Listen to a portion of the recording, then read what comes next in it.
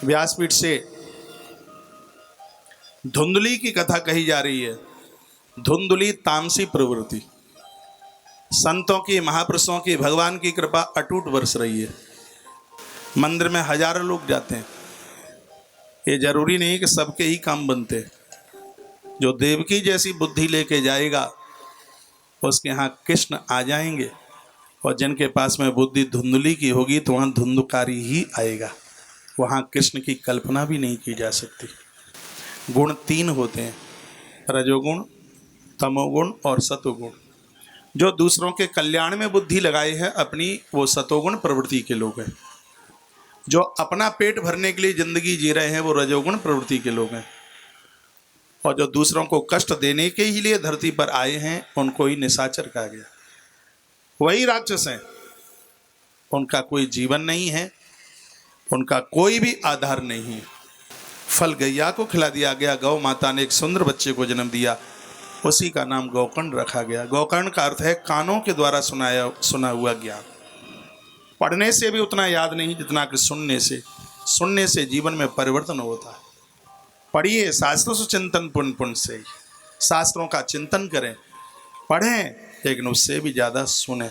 शास्त्र पढ़ने में समझ में तभी आते हैं जब उनको सुना जाए। वेद को श्रुति कहते हैं। क्यों? क्योंकि वेद को सुनकर के कंठस्थ किया गया था। वेद सुने गए थे, वेद श्रुति कहते हैं उसको। उपनिषद गुरु के पास बैठ कर के जो सुनना गया, जो ज्ञान लिया गया, इसलिए तो उसका नाम उपनिषद है।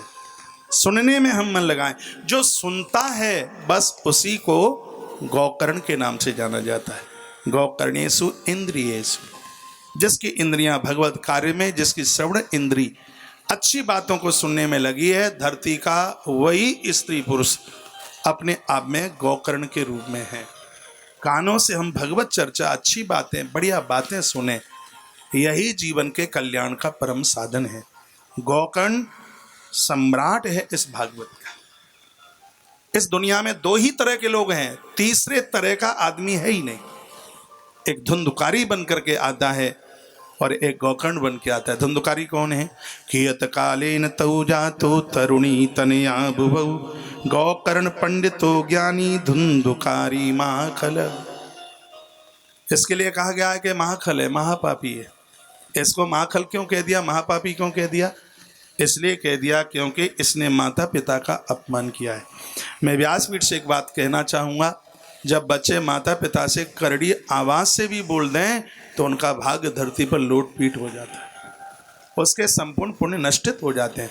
आपको मालूम है कि इस दुनिया में सबसे पहले गणेश पूजे जाते हैं। गणेश क्यों पूजे जाते हैं?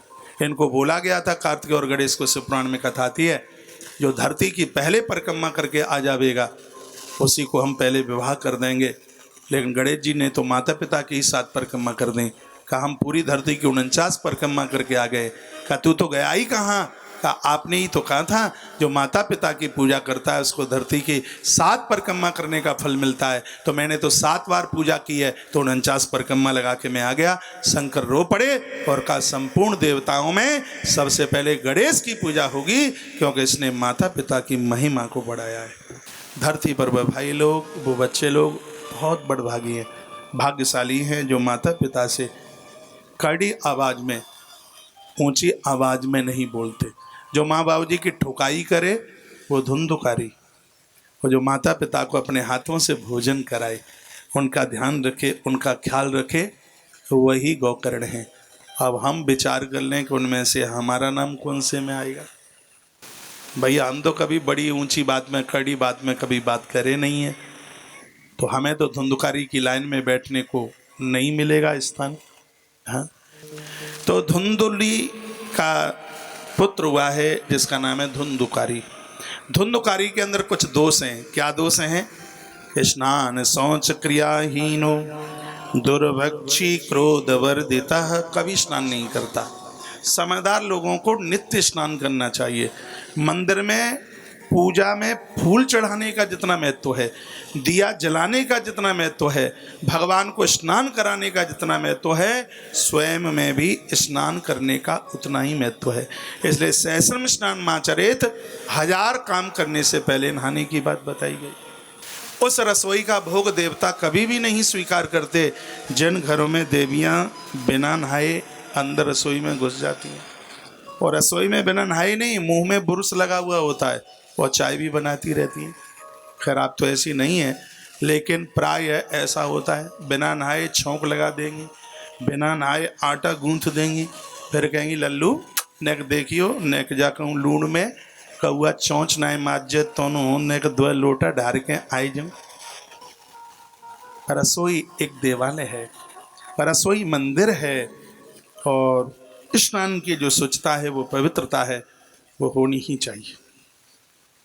तो ये तो कभी नहाता नहीं है और उन लोगों का संग करता है जिनके लिए इस ग्रंथ में जिन्हें मरा मुर्दा कहा। रामायण में गोस्वामी तुलसीदास जी ने 14 मुर्दे लंका कांड में बताए। उनमें यह है कि जो माता पिता को कभी आदर मान नहीं करता, संतों को नहीं मानता, अपनी कमाई का नहीं खाता, माता पिता के ऊपर पलता है, उसको मुर्दा कहा है। हाँ, मेहनत का खाइए, माता पिता का जो मिला है वो तो आशीर्वाद है। अपना उत्कर्ष, अपनी प्रोग्रेस 20 नाखूनों से कमा करके। और बताया जाता है कि जब घर में एक बच्चा हो जाता है, माता पिता की संपदा उसके लिए बपन की तरह है। ये हमारे ग्रंथों में वर्णन है। वो अपनी कमाई का नहीं खाता, और वह रोटी, माँ बाबूजी की रोटी उसके लिए बपन। बपन जानते हैं, उल्टी हो जाए उसको चाटे, उसकी तरह।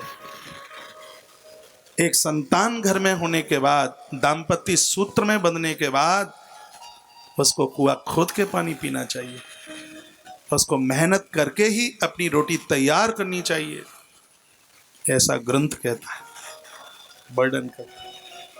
लेकिन ये तो सब माता पिता का ही हड़प के खाता है। धुंधकारी में ये सब दोष है। स्नान शौच क्रियाहीन दुर्भक्षी क्रोध वर्तता, क्रियाहीन नित्य का कर्म नहीं करता। एक बात और मैं आपसे निवेदन करूंगा, जो नित्य का नित्य नियमित कर्म नहीं करते, उनको 4 धाम यात्रा का कोई भी फल नहीं मिलता। भले ही 5 मिनट मंदिर में बैठे, नहा करके बैठिए, गुरु मंत्र जपिए, जोत जलाइए, महादेव को जल चढ़ाइए, भले ही थोड़ी देर बैठें, लेकिन ये कीजिए, इसके बिना बिल्कुल कल्याण नहीं है। रावण का प्रमाण है, रावण के पास कितना साम्राज्य है, और सत्य यही है कि रावण के यहाँ ब्रह्मा वेद पढ़ाने को आते थे। 2 मिनट भी लेट हो जाए तो रावण ऐसी डांट लगाता है, रावण ब्रह्मा 72 घंटा दरवाजे पर खड़े रहता है। इंद्र जिसके घर का पानी भरे, पवन जिसके घर का झाड़ू लगावे, उस दशानन रावण को भी प्रभु राम की आवश्यकता पड़ी, क्योंकि राम के बिना, भगवान के बिना कल्याण नहीं है। चाहे कोई कितना भी हो जाए, रावण से ज़्यादा तो सोना शायद किसी के पास नहीं होगा, रावण से ज़्यादा बच्चा बच्चियां भी किसी के पास नहीं होंगे। गुरु नानक देव कहते हैं 1 लाख बेटा, 1.25 लाख नाती, 2.25 लाख की तो फौज अपनी थी, भाई कुटुंब खानदान की थी, वो अलग थी। लेकिन इसको भी प्रभु श्री राम के चरणों की जरूरत पड़ गई। सीता हरण का कारण इसके लिए राम की कृपा, क्योंकि वो कहता होइए भजन तामस देहा, मन क्रम वचन मंत्र दृढ़ यहाँ, भजन क्या नहीं कल्याण कैसे होगा। तो मैं क्या करूं, सोचने लगा कि जान की भक्ति है, भक्ति का हरण कर लूं। जहां भक्ति होगी वहां बैरागी लक्ष्मण और परमात्मा राम स्वतः ही चल के आ जाएंगे और मेरा कल्याण कर देंगे। इस बात में वो बड़ा होशियार निकला। इतना सा एग्जाम्पल मैंने इसलिए आपके बीच में दिया है, ईश्वर के बिना कल्याण नहीं है। राम कहो आराम मिलेगा, राम कहो आराम मिलेगा, दुनिया में सम्मान मिलेगा, खाने को पकवान मिलेगा। साधु लोग भगवान के भरोसे घर छोड़ देते हैं, भैया चकाचक जीवन निकलता है। बढ़िया से बढ़िया ईश्वर उनकी बड़ी व्यवस्था करता है। राम कहो आराम मिलेगा, दुनिया में सम्मान मिलेगा, खाने को पकवान मिलेगा, रहने को मकान मिलेगा, और मर जाओगे तब मुक्ति का वायुयान मिलेगा। राम कहो आराम मिलेगा। राम का नाम लेके जो मर जाएंगे वह अमर नाम दुनिया में कर जाएंगे। ये न पूछो कि मर के किधर जाएंगे, वो जिधर भेज देंगे हम उधर जाएंगे। ईश्वर के बिना भगवत प्रभु प्रेमी जनों आज तक कभी किसी का कल्याण नहीं हुआ।